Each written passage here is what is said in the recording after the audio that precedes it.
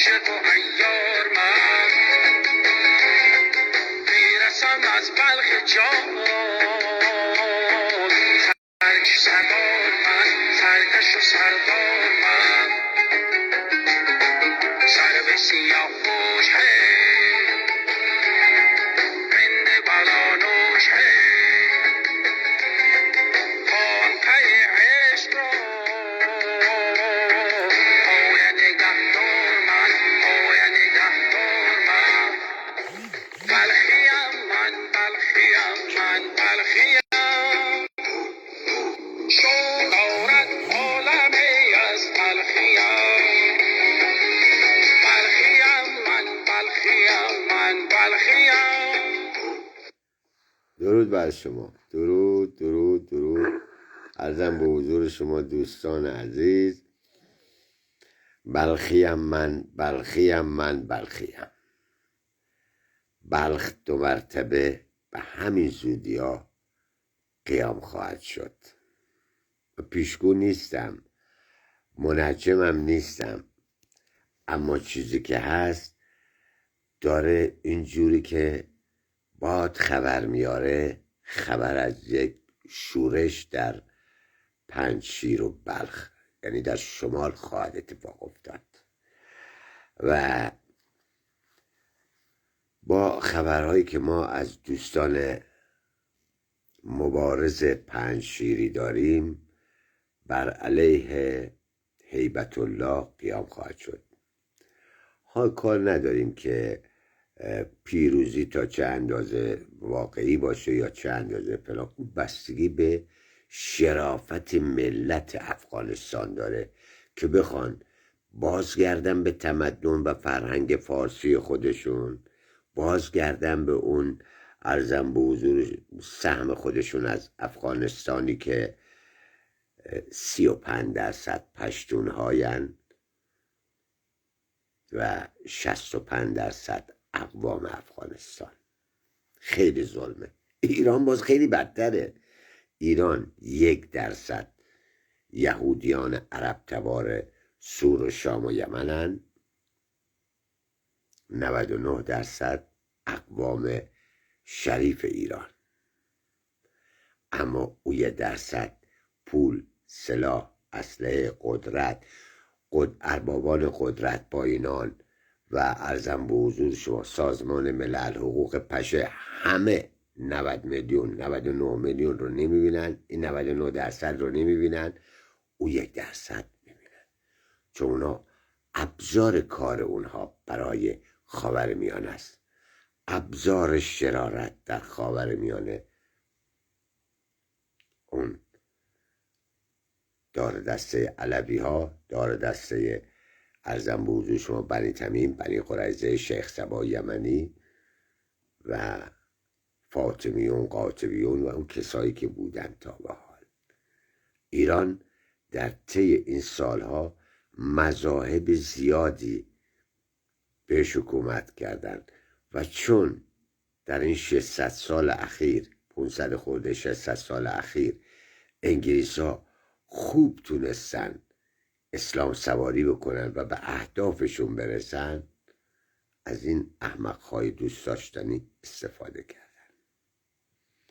حالا بیا بحث بکن، بگو ما مسلمانیم، یعنی 7 میده خری. مگه ما کافریم مادر قبل که تو مسلمونی؟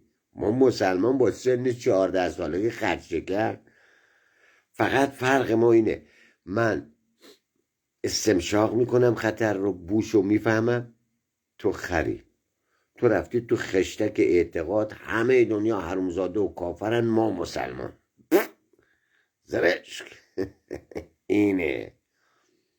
اینه باید جامعه به جای شخص پرستی، به جای خود برتر بینی، به جای باج دادن و خر شدن در برابر یهودیان در خشتک اسلام شیعه و سنی که در خاورمیانه اربابان قدرت و لابی ها و فانبگیرهای داخل دارن اهدافشون انجام بدن، خردگرایی رواج پیدا کنه.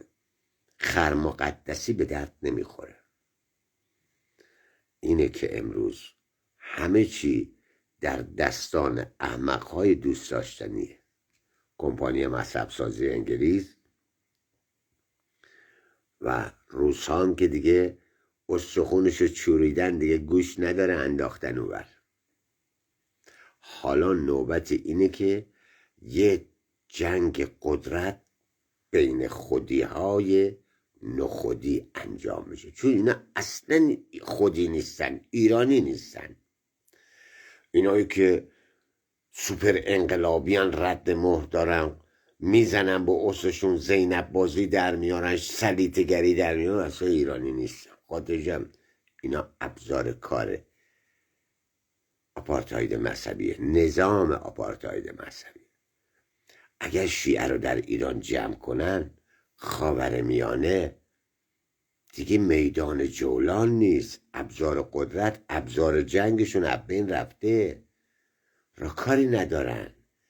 اینه که من میگم از خروج از ادیان ابراهیمی، تو خونت مسلمون باش، شیعه باش، سنی باش، بایی باش، بیدین با دین، هر چی میخوای باش، اما گردن نده به یک ملای مادر قهوه، چه شیعه باشه، چه سنی باشه، چه هر چیزی باشه، که بخواد از تو سواری بگیره. گردن بدی سوارتن، قلاده میزنه سوار. اینه. اما در یک حکومت مردمی میتوانیم بهایی، درویش، شیعه، سنی، زرتشتی، آشوری، کلدانی، گلینیان، با قول طرف ارامنه، همه از تخصصشون استفاده بشه، کاری به مذهب و دینش نداشته باشیم، چنانچه در گذشته پهلوی این کار رو کرد. اما پهلوی دوم اشتباه کرد، رحم کرد، درها باز شد، از عراق و سور و شام و یمن یهودیان در خشتک شیعه، علوی ها و ارزم به حضور شما بنی تمیم، بنی قریظه، فاطمیون، قاطبیون، اینایی که در اوز گذشته با جنگ بیرون کردیم، دو مرتبه اومدن سکان قدرت رو به دست گرفتن و امروز قبل از اینکه امریکا بخواد کاری بکنه، قبل از اینکه اتفاقی بخواد بیاندازه، اینجا مهرها هست. ما راههای تماس اینا رو شنود میکنیم. آقای امنیتی، ما خیلی قدرتمون بیشتر از تویه. ما به راحتی میتونیم از گوش کردن به صحبتهای ابلهان همه چی دستگیرمون بشه. شما چطور نمیشه؟ اربابا از اینا هستن. بدن 90 میلیون از اینا نیستن،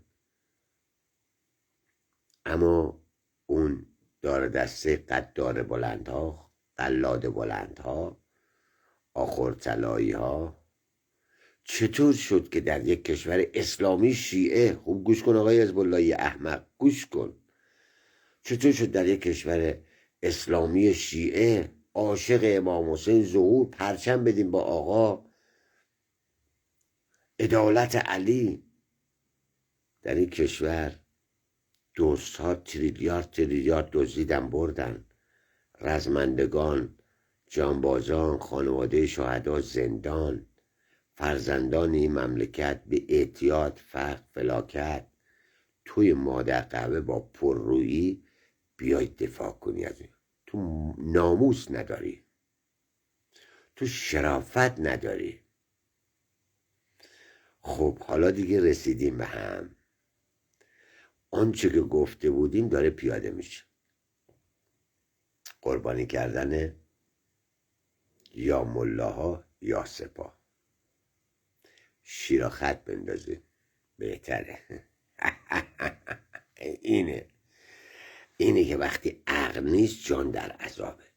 اینه که وقتی شورا، آقا خود همون اسلام داره میگه، بخصوص اسلام شیعه و امرهم شورا رو خیلی بهش اهمیت میداد. ما که نزد علمای شیعه سنتی به قول طرف دست میخوندیم، خیلی روش اهمیت داشت، معتقد بودم، واقعا معتقد بود. امروز کاری کردید که مردم اگر ابراهیم رو ببینن سلاخی میکنن. پدر جد پدر یه ادیان ابراهیم دیوونه. صد رحمت به بچه های جنگ. بابا اینا لااقل موج انفجار گرفتن، دیونگیشون تو این حده. اینا کله نه، اینا اصلا مغزشون اومده تو ماه تحتشون مادقم. اینه. و واقعا فکر کرده اینا نظر کردن مگه میشه آقام هرچی آقام بگه. گفتن زیاد عقب نره، لبت پشت بون میفتی پایین 25 طبقه است، بیفتی پایین تکه جمع نمیشه. عقم نکن. آقام یه مشالاتان. همون سوپر انقلابی ها سوپر درست هایی بودن، خاوری هایی بودن، فرزندان اینا بودن، شمع خانی هایی بودن، دار دست هایی بودن که خوب بردن و توف در کون تو هم نذاشتن. مادر قهوه خوردی، حالا خوردی فهمیدی خرد بهتره، عقل بهتره تا مرجع تقلید. این مرجع تقلید از کجا اومده؟ این از کجا اومده؟ چطور میشه یه ملا بره او بالا هرچی او بگه قبوله و ما بقی خرن؟ او بهاییه فرقه ضالت، او درویشه فرقه ضالت، او سنی، او کافر وهابیه، او کرده تجزیه طلبه، او بلوچه صهیونیسته، او ترکمنه. اونا نمیفهمن. فقط ما خوبیم. فقط همه دنیا حرامزاده و کافرن، ما مسلمان. هرچه حرامزاده و کافر و تخم محرومتی شماست. امروز کارتون به خودزنی یکدیگر افتاده تا بتونید تقار طلایی آخر طلایی رو حفظ کنید. اگه تونستید برید جلو، اگه تونستید برید جلو. ما دیگه مردم اکثریت خاموش نداریم. به لطف اینترنت اکثریت آگاه و خردمند داریم. ما سیاستمداران تو این عصر رو در خاورمیانه 90% خائنان مادر فروشی بودن، ناموس فروش و وطن فروشی بودن که در خدمت اربابان قدرت بودن. ما دیگه تو همه جلسات بودیم، تو چپتون راستتون همه جا بودیم، با همتون صحبت میکردیم، شب راضی صبح ناراضی. چرا؟ چون ارباباتون که تماس میگرفتن. یارو مشهدیه چی گفت؟ میگفت اینجوری حرفاش خیلی خوبه ولی مواظبش باشید، او خیلی زرنگه، سیرابتونو میزنه. فرداش پشیمون میشدم مادر قبا. گفت این آقای سلجوقی درسته ولی جمهوریت اینجوریش خوبه، اگر فلان خوب بپو. گفتم مسئله جمهوریت خیلی خوب، منم جمهوری خواهم، اما یک مسئله است، کیا هستن؟ بله فلان. خب شما که دیروز راضی بودین سر این مسائل، چرا الان ناراضین؟ آیا اووری؟ گفت نه اربابان قدرتی که نمیشه فراموش کرد آقای سلجوقی. گفتم بله. قلاد بلندها و نوکران سفارت خونه ها هم نمیشه فراموش کرد. ارزم به حضور شما فام بگیرها هم نمیشه همین انگلیس که الان شما با قول طرف نمیبینینش، همین انگلیس در ایران با خود همین آقازاده ها و دار و دسته ها شرکت دارن، بزن بگیر دارن، سهام دارن. چی داری میگه آقا؟ امت خر نباش آقا کسخل. بذار واضح بگم، ایران تو فقط به دست تو درست میشه، نه به دست ملای روسی و انگلیسی و معتلفه و حجتیه و مهدویه و بنی تمیم و عراقی و کلینی و خمینی و نه. شیعه‌گری و سنیگری نه. اینا همه ابزارهای استبداده. به خصوص در این 46 سال سیستم حاکمیت یک نظام آپارتاید بوده، یک نظام آپارتاید از نوع مذهبی با آنچه او خواسته و همش هم به بنبست رسیده. و من قشنگ همه رو گفتم آقا تا چند وقت دیگه اینجوری میشه. الان شما از امروز یادداشت کنید، اگر 2 مرتبه ما در داخل اینا رو من خیلی و قبل از انتخابات رئیسی گفتم آقایون نظامی ها امنیت و شورای نظامی رو تشکیل بدیم. ما شورای اقوام رو تشکیل دادیم، 8 استان هم با ما همراهن، ما بقیه هم راه میندازیم اگه تلویزیون دستمون باشه. اگه شما وقت بدید 2 شب به بعد ما 1 ساعت برنامه داشته باشیم. خیلی از همین سیاسیون رو که شما کنار زدید اینو بدبختی هیچ گناهی ندارن، فقط مؤتلفه ترسیده، فقط حزب اصولگرای روسی، اصلاح طلب انگلیسی، نایاک و کارچاخگونا و فراماسون ها و اینا تعدادشون بالا رفته. اینا میخوان به هر قیمت شده حفظ نظام آپارتاید مذهبی، نظام قلاد بلندهای نوکر سفارتخونه ها رو حفظ کنه.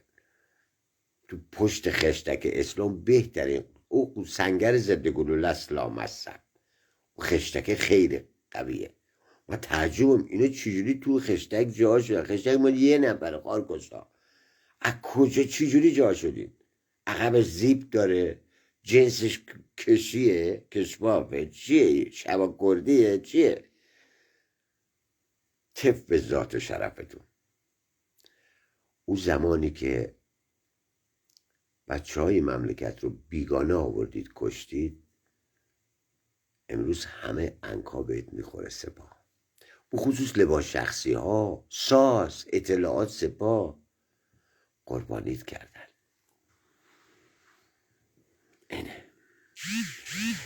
اینه فواره چون بالا رود سرنگون شود، طناب ظلم از کلفتی پاره میشه. خیلی جنایت کردید، ملتی رو نابود کردید. الان جنگ قدرت را افتاده. خامنه ای درس هایی که تو این 46 سال آموخته از روس ها، از زدن فلانجا و ساختمون خراب کردن فلانجا و هواپیما فلان و ایور اوور حرم امام رضا و کرمان انفجار و فلانجا، دیگه بازی ها نخنما شده. حالا باید قربانی چاق بکنه. جریان قلعه حیوانات رو خوندید که کلیله و دمنه، اینا رو خوندید که ببینید این جریان چی به کجا وصل میشه. قربانی های درشت میخواد. خب آماده باشید برای همه جور بازی. امریکا آتش رو انداخت داخل. درود بر شما مخلصم. آتش رو انداخت در داخل. اون نیاز نداره حمله بکنه، او حملهش رو قبلا کرده. مهره های انگلیسی، مهره های روسی، مهره های ارزم به حضور شما فراماسونری، کمپانی مذهب، مؤتلفه، حجتی، مهدوی، یه مشتم بی سواد دارن کار میکنن.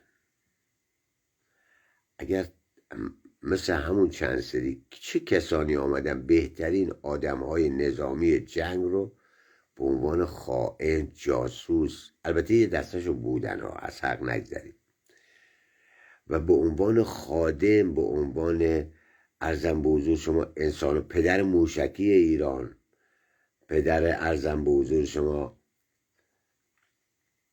اتمی ایران، نمیدونم حالا پدر اتمی ایران آقای اطمینان بود زمان شاه، دکتر اطمینان که همین چند روز پیش هم فوت کرد، و اساتید اتمی و دانشمندای هسته‌ای رو کیا کشتن؟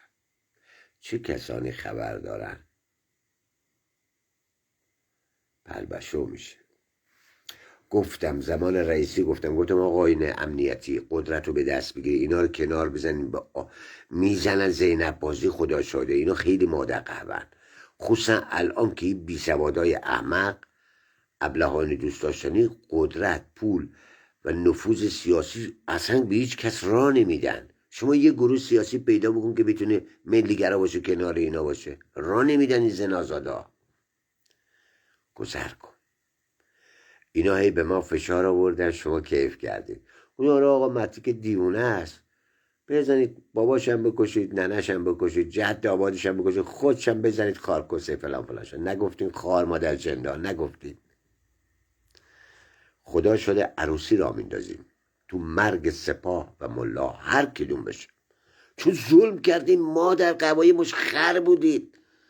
خاکوسه معتلفین، این همه نیروهای سفارتخونه ها، این همه نفوذی، همه چی رو گرفتن. تا حالا کجا بودی آقای سیاسی؟ تا حالا چطور تو نفهمیدی که اینها اصالتشون از عراق و سور و شام و یمنه؟ تا حالا چطور تو نفهمیدی که اتاق بازرگانی دست کیه، پتروشیمی، نفت، معادن، فولاد دست کیه، سرب، مس، ارزم به حضور شما سهاماش، انگلیسی ها، فلانی ها، اینا دست کیه؟ کدوم سرداران سپاه با اونا، کدوم مله ها با اونا؟ چه نفهمیدی؟ تا حالا چطور نفهمیدید پتروشیمی فلانجا رو یک نهاد انقلاب، یکی از قوه، سران قوه فلانجا در دست. بعد دیوونه بیدار خیلی بهتر از احمقهای نوکر سفارتخونه است آقایون.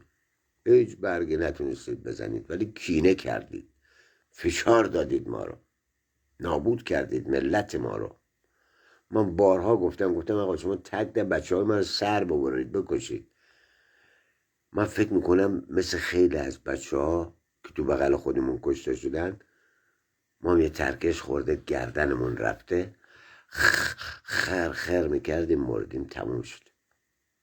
به تخم 90 میلیون ایرانی.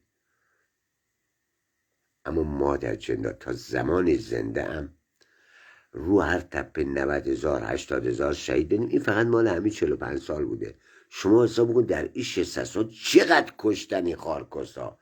در جنگ جهانی دوم اون قحطی درست کردن، اون وبا و اون بیماری ها رو درست کردن، همین معتلفه، همین زنازاده های مسلمان نما، همین داردسته سید السادات عراقی، سوری، شامی، یمنی، همین حجتیه اهل حلب سوریه، علوی ها، همین داردسته ارزم به حضور شما فاطمیون، مگه نبودین؟ همین داردسته عباسیون، مگه نبودین؟ یعنی تو به عنوان مسئول امنیت چی میخواستی؟ امنیت حفاظت از اینا؟ یا امنیت ملی، تاریخ، فرهنگ؟ به چی؟ ایناست که نابود. معذرت میخوام، سوال میپرسم، بفرما قربان.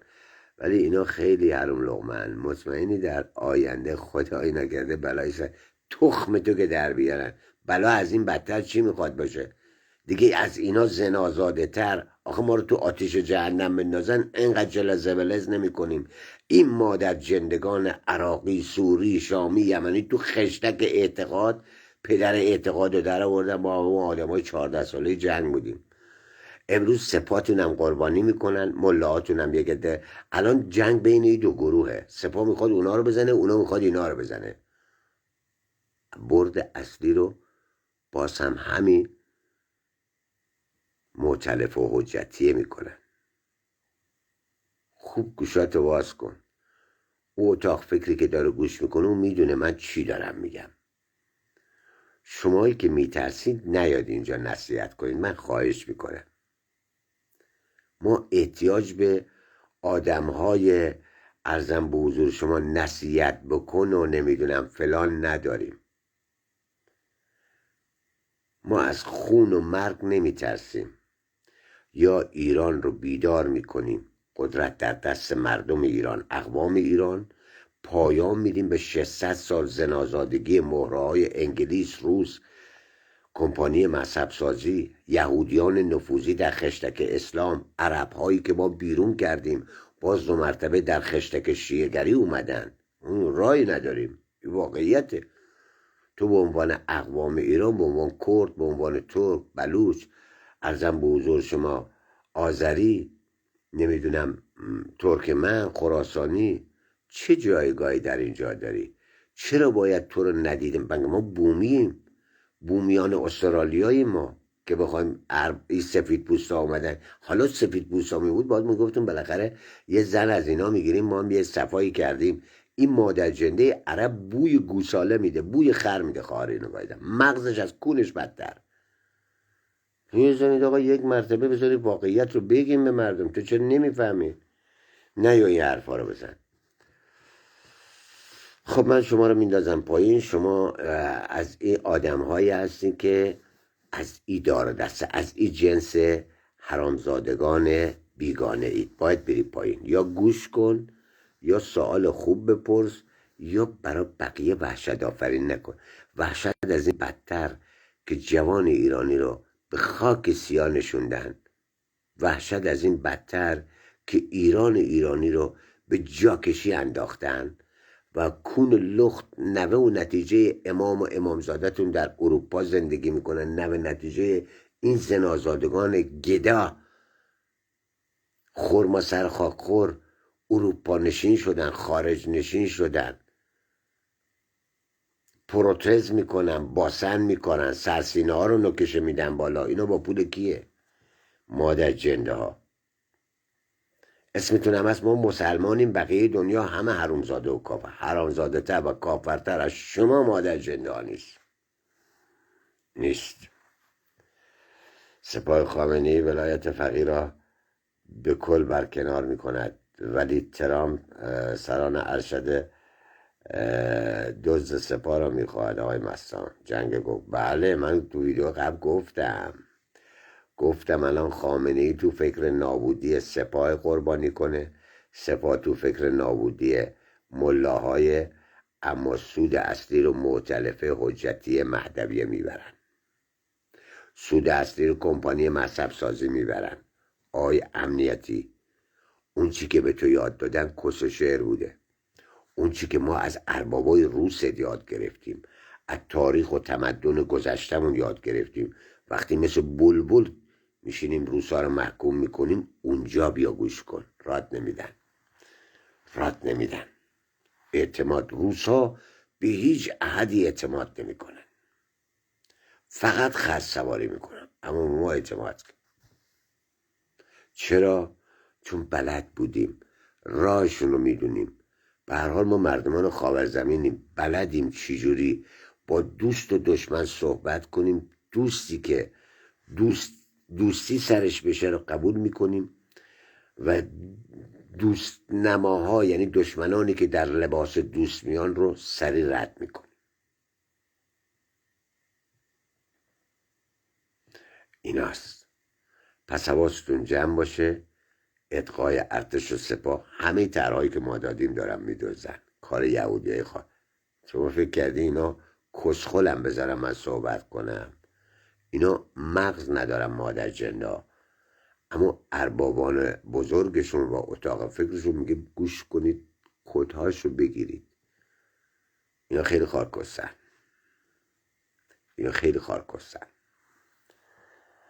اینه که دوستان حواسا باید جمع باشه. ما به عنوان ملت ایران باید چه گویی بخوریم؟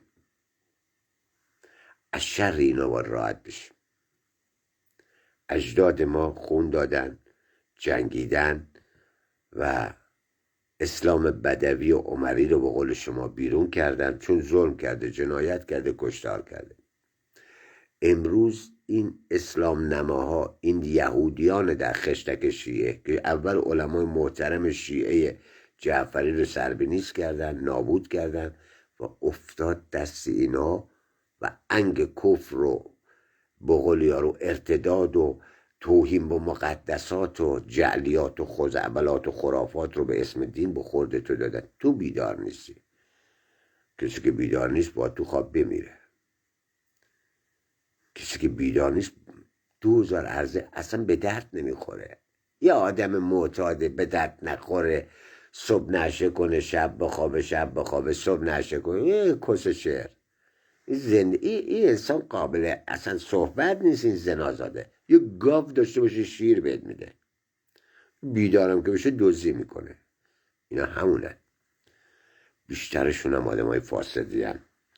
در همون بقول طرف از 2000 خورده سال پیش که وارد ایران شدن، هدف همین بود: ترس آفرینی، وحشت آفرینی، از خدا بترسوند، از فلان بترسوند، کس و شربافی و ملتی رو خار و ذلیل و اخته بکنه، من مخیراتشو ببره تو عالم شیب ابی طالب و غار اصحاب کهف مجاهدین و از این چرت پرتا.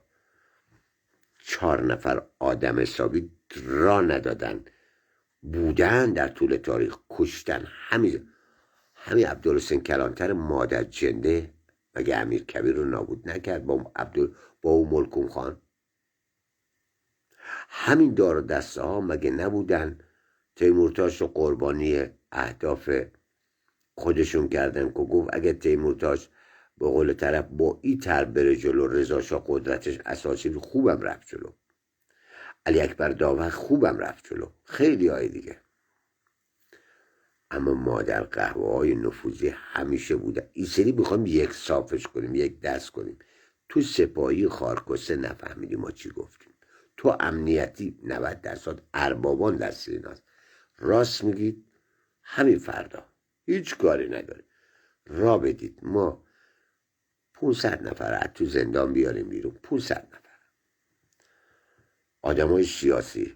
بشدی ما فردا نهی بگی آقا این نمیدونم بیانیه 14 است، این جمهوری خواه، این سرطن، به تو چه؟ ما درستشون میکنیم، ما همه رو میاریم توی خط. بلدیم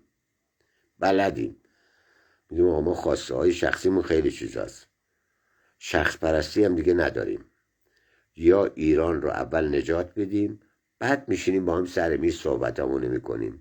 در غیر این صورت به باد رفته همه چیزتون.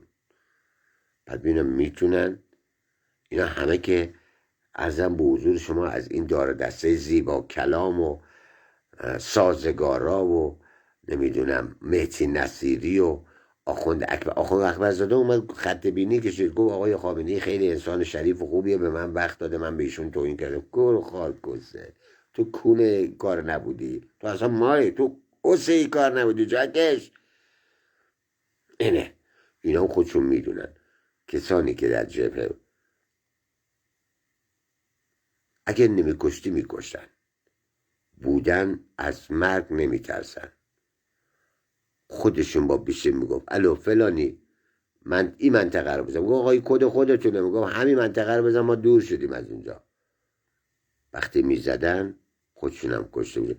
این آدم ها برای خاک وطن، برای ایران مردن، نه برای شیعه‌گری، سنیگری، مهدویه، حجتیه مختلفه. چه مسجد خالی خارکسا.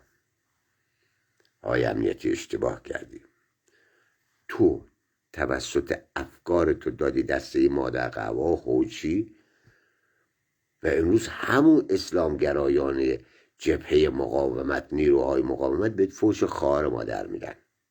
سلاحشون هم تحویل دادن، نصفیاشون هم استخدام دولت هاشون شدن و رفتن جلو. و تو این اینا رو تو این سالا آجالیزا خیلی دوستان دیگه هستن گفتم واقعیت نکته به نکته انجام شد،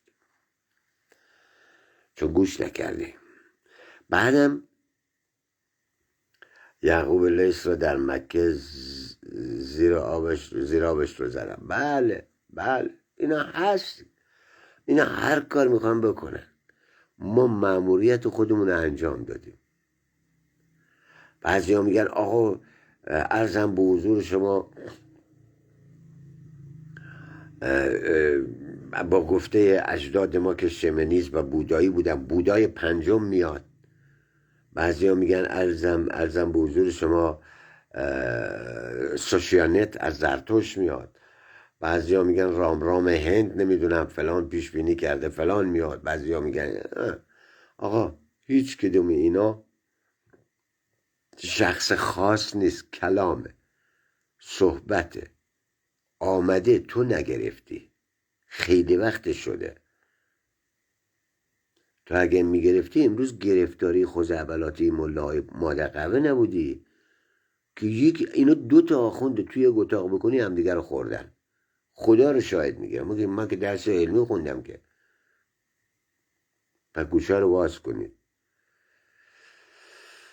فکوشا رو باز کنید.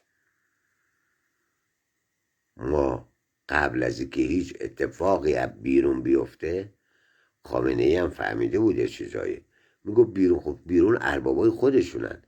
از داخل این کار شده. آخه وقتی جلو خامنه ای شما تو مجالس خصوصیش که نیستید که، خبران درز نمیکنه، سردار مملکت جلو شما میشه میگه آقا 46 سال این برنامه الان نیروهای اینجوری اونجوری فلان همه اما بریدن، چی داری میگی آقا؟ فهمیده که سپاه تو فکر کنار زدن اینا. حالا اینا با اربابان قدرت میخوان سپاه رو منحل کنن، چون اصل امریکا با ایناست، روسیه با ایناست، اسرائیل با اینا فرش قرمز پهن کردن زیر پای گلوبالیستا. شما خوابید. شما هنوز میپرسید آقا ترامپ بالاخره، آقا بازیه، هدف کشتار ملت خاورمیانه بود و غارت اموال، تو چه نمیگیری؟ بازی رو بلد بودن. اینا باید کسانی باشن که مثل من بیکار باشن، صبح تا شب اینا رو زیر ذره بین بذارم، دقیق همشون رو زیر و روشون رو چیروکای کونشون رو شماردم. اینه که اینا ما رو نمیتونن بازی بدن، فقط این که ما دستمون به جای بند نیست. ما اگر یه دوره قدرت بیفته دست اقوام ایران و یک حکومت پارلمانی رو به راه، تاج بر سر قانون اساسی و ایران برای ایرانی باشه، دست دو ساقه خامنه ای بیفته، کلی از این پولخورها، کلی از این اختلاسگرها، کلی از این فانبگیرها، کلی از این ثروت 5 تا ایران رو بسازیم، فقط دور خامنه ای و خدم حشمه شده داشت، اونا میبرن. به نظر شما تردی های جهاد نسل مال کیه؟ شرکت های فلان مال کیه؟ پتروشیمی پولاش کجا میره؟ فولاد کجا میره؟ مس، طلا، به قول یارو این همه معادن کجا میره؟ خودیا یه چای دبشو براتون رو کردم، اون جنگ داخلی بین خودشون بود، گفته بود آقا فلانی رو ول کنید وگرنه فتنه به پا میکنم. گفته بود آقا ول نمیکنم، هر گوی نخوردی بخور. او هم سری پرونده داماد خامنه ای رو، محمدی گلپایگانی رو کرد. شما خبر ندارید. ما که ببینید تمام دوستای ما در هر جایی که هستن، هر اداره، هر نادی، چه اخراجی ها، چه بازنشسته ها، چه اونایی که هستن، همه چی خبر داریم. خیلی هاشو نمیگیم، اما به اندازه‌ای که توی ملت آگاه بشی دیگه گفتیم. دیگه بیشتر از این ما دیگه سر خودمون رو به باد دادیم، کف دستمون گرفتیم. اینه دیگه، میخوای بیدار بشی میخوای نشی. برای منم فرق نمیکنه که بمیرم یا 60 خورده سالمونه. ما سال 60 مردیم با 14 سال سن، از 60 تا 67. به ما چی دادن؟ قرص اعصاب و روان، ترکش سر، موجب، بعد باز نامه میدن که آقا این اعصاب و روانش هنوز تایید نشد. خب مادر جنده تایید میگه 43% که اعصاب و روان داشته تو پروندهش. نه اونا نیومدن، پرونده باطل شده، اونا سوخته. آره تو آتش سوزی ننت سوخته. چون بهم توهین کردی دقیق صحبت میکنم تا بفهمید دیوانه کیه خامنه ای. دیگه نگی به جانباز، نگین مادر جنداد دیوونه است. این مرتی که دیوونه است نگیرینش، دیوونه است. یه خاری ازتون دیوونه سرویس کنه چاچقتون رو میگم. هوا اینا مادر جنده های جان 40 پدره 500 میلیارد دلار پول بهشون دادن برای نظم نوین. آفرین. و هر چقدر تونستن بکشن. اصل خاورمیانه روی جهان سوم جاییه که فقط چیزی که ارزش نداره جان انسان، چه طرفدار حاکمیت چه دشمن حاکمیت. از هر طرف کشته بشه ارباب پیروزه. ارباب پیروزه. به موقعش هم شد خود این آلت قطارها رو ارباب به گاه میده. بوده دیگه، ما دیدیم دیگه. ایناست که امان از مردم ناآگاه. جانم بفرمایید عزیز.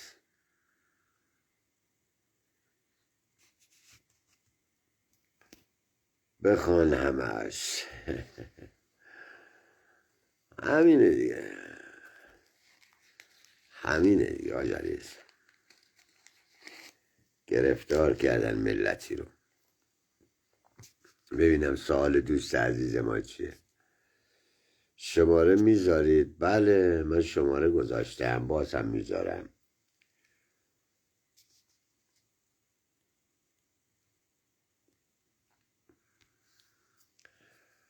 ما گرسسر بریده میترسیدیم، با قول طرف با این مادر قهوه‌های یهودی درگیر نمیشدیم.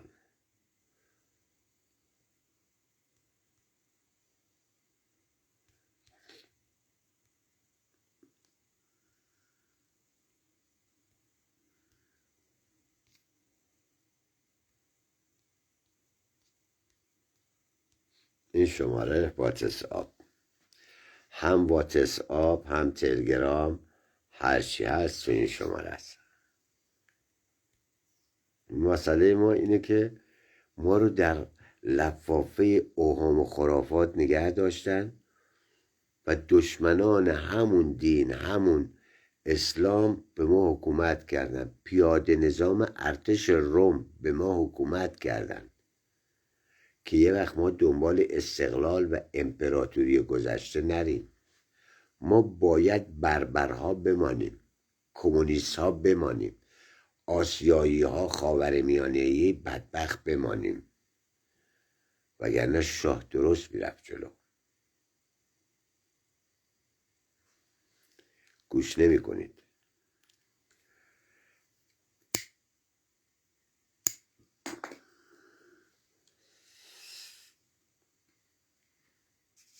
آخه گفتن پرونده آتیش گرفته. آره همه به ما هم گفتن. حالا به ما پیام زدن که آقا تشریف بیارین، کارتتون حاضره، لطفا شناسنامه کارت ملی هم بیارین، خودتون باید باشین امضا بدین. گفتم چشم، به دردم نمیخوره. گفت برای چی؟ گفتم فقط یه جور میتونیم، میخوام معامله کنم، فقط میتونیم من برگردونی 46 سال پیش، من کولوخ از این کشور میرم. گفت این چه حرفیه؟ گفتم این همین حرفیه. بعد 46 سال زجر رو بدبختی به این ملت دادن، ندیدی ما رو، این همه شکایت کردیم. ببینید آقایون، بیت رهبری، تمام ریاست جمهوری ها، مجلس، دیوان عدالت، درب شهید فیاض بخش تهران، فرماندهی کل، ماده 16، هر جایی که تو فکر کنی ما توی 46 سال حکومت شکایت از 67 پرونده داریم تا الان، هنوز جواب ندادن. این وقت داره تموم میشه، بزنین واصل کنم به چیز. این یارو داره قطع میشه. آره بس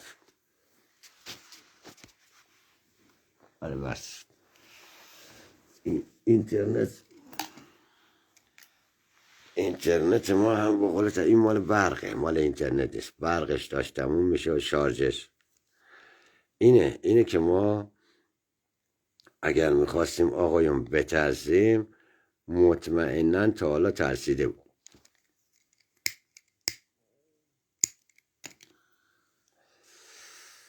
برای من زدن 65 تا آمدی بسیجی. گفتم آقا این 60 فلانجا آموزش دیدیم، 62 فلانجا ما مجروح شدیم. اینا خیلی مادر قبن. حالا زدن آقا 1000 خورده روز جبهه داری، تشریف بیاری که. گفتم بقیه چی؟ گفت مگه بقیه داره؟ گفتم بله، دنبال ستاره داووده، ستاره دنباله داره، اضافه زیاد داره، فقط شما ندیدین. ایناست دیگه. حالا تازه یهودیان شرق و غرب بیشتر صفحات ما رو میبندن تو یهود ستیزی میگن. آخه ما در قواعد دفعه دست از سر ملت ما بردارید. آقا ما نه شیعه ایم، نه سنیم، نه یهودیم، نه عرب. دست بردارید مادر جنده از این کشور، بذارید یک بار خود این مردم قدرت در دستشون باشه. اینه دیگه. اینه وقتی موساییان رو میذارن رئیس ارتش، وقتی کلانتر رو میذارن اونجا بزرگتر، وقتی هم یهودی تبار، تمام اینایی که در رأس قدرت داغ لکه ننگ چراغ قوه دیوار ندبه رو دارن. یهودی ها رو دیدیم پای دیوار ندبه یه چیزی هست مثل چراغ قوه میبندن اینجا، مثل چراغ قوه معدنکارا شالوم ملخه میخونن. خب ندیدین شما؟ ما اینجا تو محله جوده بزرگ شدیم. 3 سال و 7 ماه جبهه دارد، 19 ماه 3 روز دادن. آره همه رو همینجوری نوشتن. تو حلبچه شیمیایی شده. آره داداش، ما بیشتر بچه هایی که میان تو پیج ما بیشتر بچه های جنگن. اینا خودشونم میدونن خیلی هم که گرفتن صحبت کردن، میدونن که ما خریدنی نیستیم. ما کلیت اینا باید برن. یک بار باید کشور دست خود ملت باشه، راه دیگه نداریم. ما قرار نبود تاج بر عمامه بیاد. ما قرار نبود به اسم جمهوریت جمهوری یهودیان مؤتلفه حجتیه مهدویه بشه. قرار نبود علوی ها و سوری شامی یمنی ها و ارزم به حضور شما فاطمیون شیش امامی بیان به ما حکومت کنن.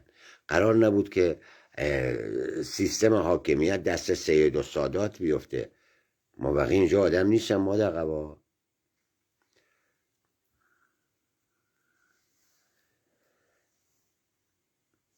اینه دیگه. بله به هر حال دوستان، ترس برادر مرگه.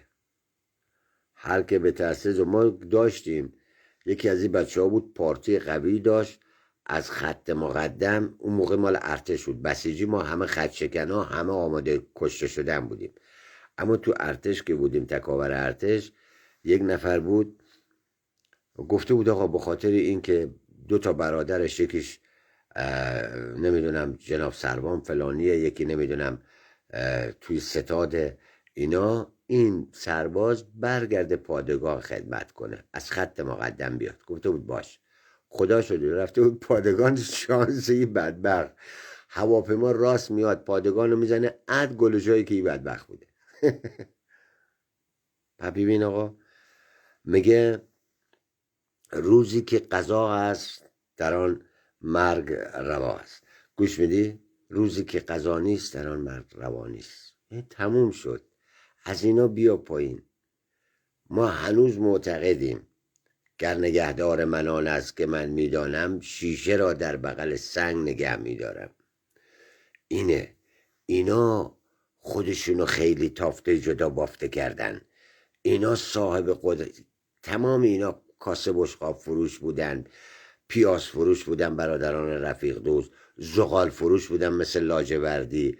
یک مش عمل اکره که از اسم اسلام و خدا و قرآن و امیر مؤمنین استفاده کردن، قدرت رو دزدیدن از انقلابی ها رو کنار زدن، کشتن، زندانن و این اتفاق افتاد.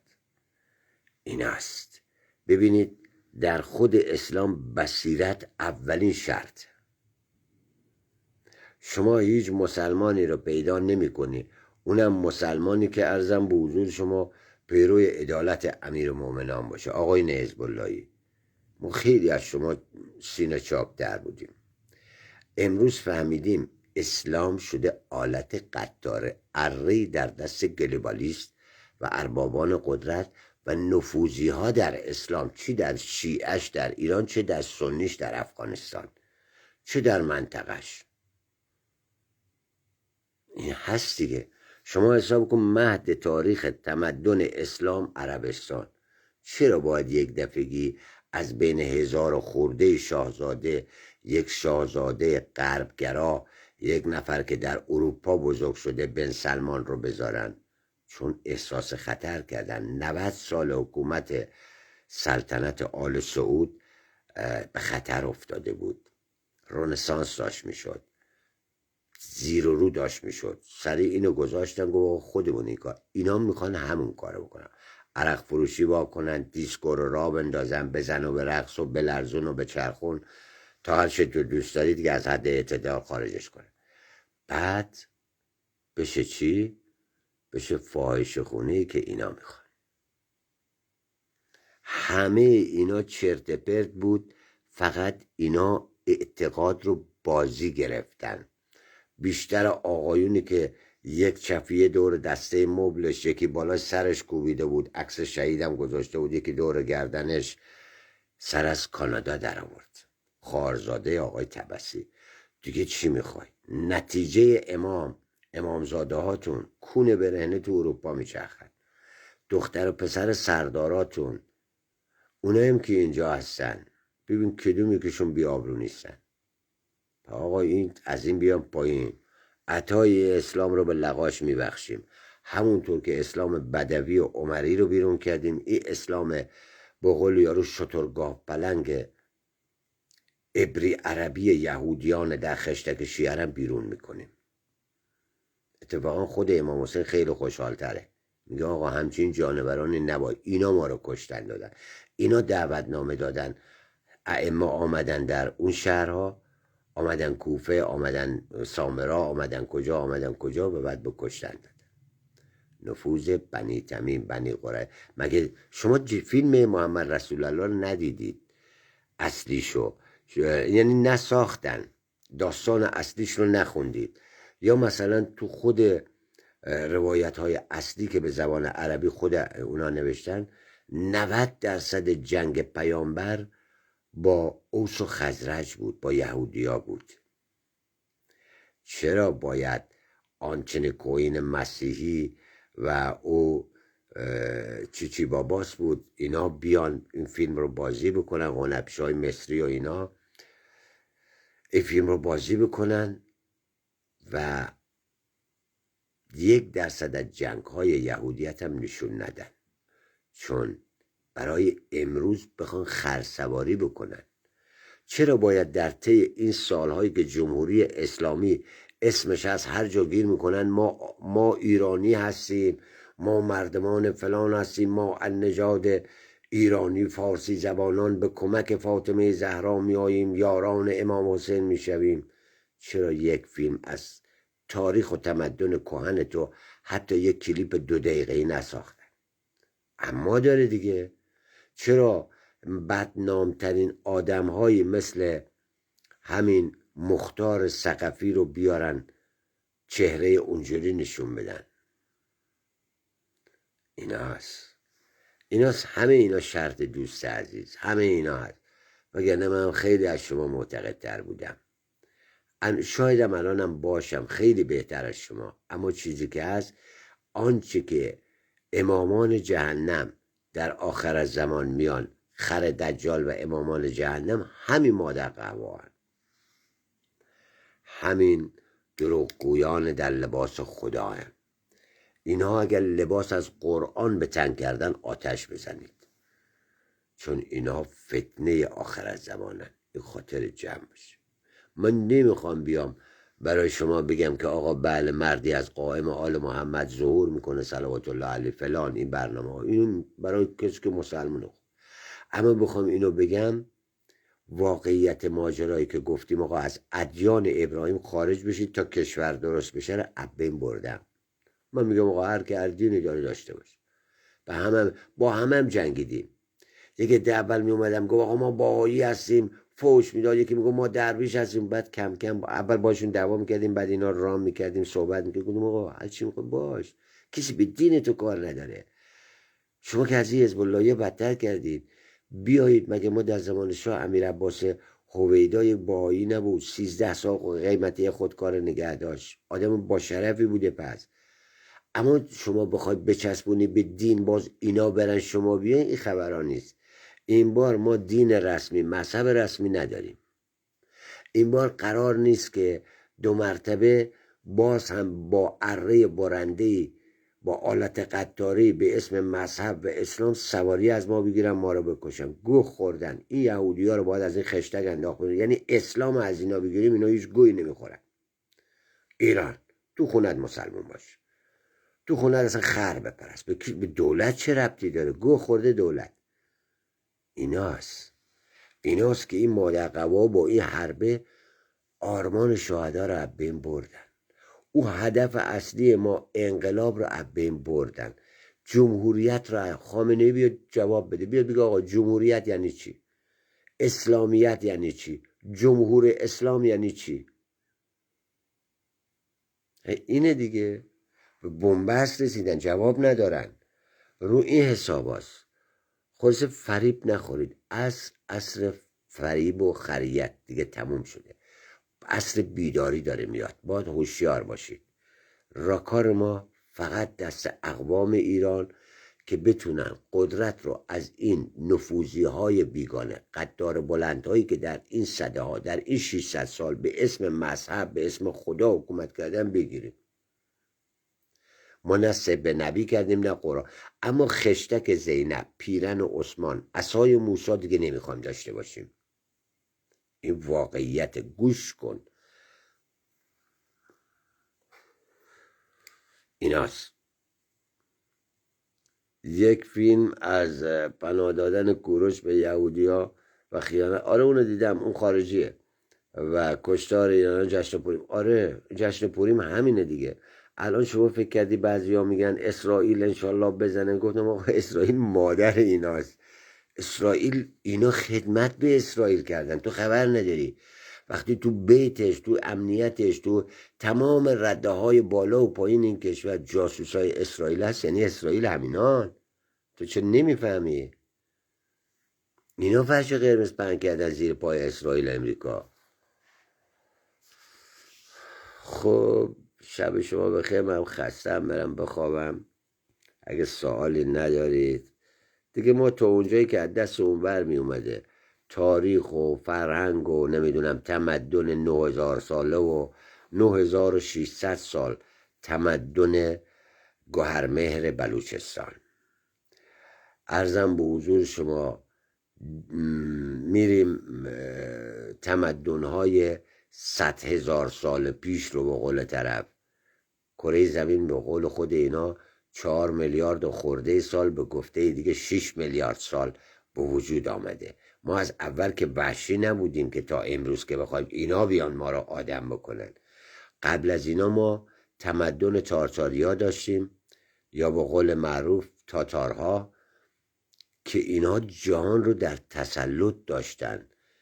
بهترین تجهیزات و سلاح‌ها رو داشتن که در سفر مارکوپولو بهش اشاره میکنه. اما اینا حذف میکنن. بخونید اینا رو. تاریخ چین رو بخونید که ما اونجا نفوذ داشتیم. همین کره جنوبی جزوی از این خاک بوده. ژاپن، برو از این تا هند رو رد میکنی، از این برو کو. روسیه وجود نداشت. هم نمیخونید. اما چیزی که ما رو نابود کرد مذهب بود، ادیان ابراهیمی بود و اینا همه رو ریسرچ کردن و هر آنچه الان در میاد از تاریخ کهن ما، اجداد کهن ما، مردمان خاورزمین میزنن به نام ساسانیان، خاخامنشیان، اسلامگرایان. ما سامانیان رو قبول داریم. اسماعیل سامانی مرد بسیار روبرایی بود. از اسمش مشخصه، برای سامان دادن آمده بود. اما ساسانیان و خاخامنشیان یا هخامنشیان رو ما نداریم. جعلیه. ولی خب الان نمیتونیم اینا رو بگیم. میگیم آقا بذار هر کس هر چی فکر میکنه باشه تا بتونیم عبور انجام بدیم. بله کوروش اول اهل بلخ بوده، عرضم به حضور شما، و زادگاهش اونجا بوده. بیشتر آدم های فهیم اون زمان، بیشتر دانشگاه های کهن ما در این منطقه بوده. در خراسان قدیم، در بلخ، در سمرقند، در این منطقه بوده. چی شد اینا رو جدا کردن؟ اگر او اتحاد می بود، انگلیس اینا رو جدا کرد. اگر او اتحاد می بود، امروز ادیان ابراهیمی نمیتونست با 3000 خورده سالش ادعای خدایی بکنه. و بعدم جعلیات، خزعبلات. داوود نبی 7000 زن داشته. کتابای خودشونو خوندیم. میگه حضرت لوط برادر ابراهیم یک شهری رو کونی کرده. بذار فارسی بگیم. نمیدونم هر کی دیگه نگاه میکنی، خود ابراهیم با خارش ساره ازدواج کرده. خب به به به، ادیان شیطانیه دیگه آقا. بیدار بر زیر. آره حالا اینا زدن که بله اون اومده موشک بخره، سلاح‌ها بخره. آقا بهترین موشک‌های امریکایی رو داره، بهترین سلاح. الان برای شما مجوز اومده که باز سلاح‌های دوربرد امروز منهدم بشه. موشک‌های دوربرد. یکی از توافقات پوتین با ترامپ زرنگه. اول دم پوتین دید گفت چین مال نیست، کافی بازار جهانی رو بهش ببندیم، خواهرش سرویس میشه. اروپا هم که زیر بدهکاریایی که به اوکراین براش درست کرده کمر راست نمیکنه. خیلی زرنگه. امریکا به دنبال اینه که بازار و اقتصاد خودش رو سامون بده، راپا رو باید به ایران و روسیه رو باز بکنه تا بتونن دو نفری مثل گذشته دو قطب باشه، 4 قطب نشه. اینا قرار بود جهان تک قطبی رو بسازن، دین واحدی رو بسازن که همه اینا رو شما، من، ای که اویی که هر کدومون یک کلمه بلد بودیم اومدیم گفتیم و خودش شد یک مثنوی روبراه. درود بر شما، شبتون خوش. اینم با حساب من گذاشتم بعد 0938 90 19 417. شب شما خوش.